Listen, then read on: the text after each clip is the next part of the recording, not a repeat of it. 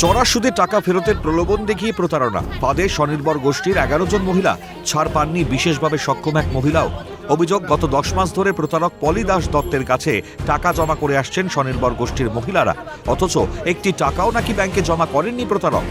এখন ব্যাংক থেকে চাপ দিতেই দিশাহীন প্রতারিতরা। সোমবার প্রতারক পলি দাস দত্তের বাড়িতে চড়াও হয় স্বনির্ভর গোষ্ঠীর মহিলারা।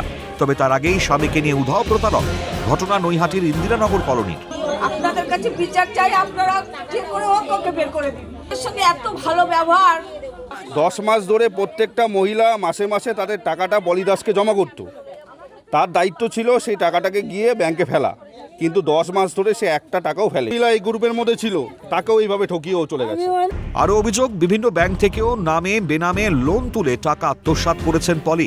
ঘটনায় প্রতারক পলি দাসের সঙ্গে তার মা বেবি দাস ও তার বোন পম্পি দাসও যুক্ত আছে বলে অভিযোগ।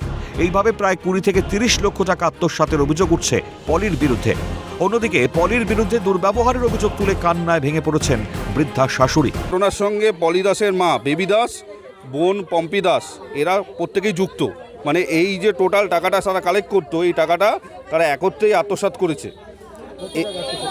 টোটাল আমাদের ধারণা মোটামুটি 20 থেকে 30 লক্ষ টাকা হবে। তার কারণ হচ্ছে বিভিন্ন লোকের কাছ থেকে তো প্রথম করা টাকা কালেক্ট করেইছে, পাশাপাশি বিভিন্ন ছোটোখাটো ব্যাংক, ফাইন্যান্সিয়াল যেসব লোন দেয় সেই সব জায়গা থেকেও তারা লোন। আমি বলতে পারি না, আমি টিউশনি করতে যাই, জামা কাপড় নেয় না এখানে।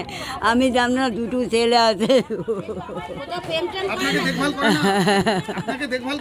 না, আমি তো ঠোঙ্গা করছি। এখন টাকা ফেরত পেতে থানার দ্বারস্থ হয়েছেন স্বনির্ভর গোষ্ঠীর মহিলারা। প্রতারকের কঠোর থেকে কঠোরতম শাস্তির দাবি জানিয়েছেন স্থানীয়রা। ঘটনার তদন্ত শুরু করেছে নৈহাটি থানার পুলিশ। শান্তনু আচার্যের রিপোর্ট, ক্যালকাটা নিউজ।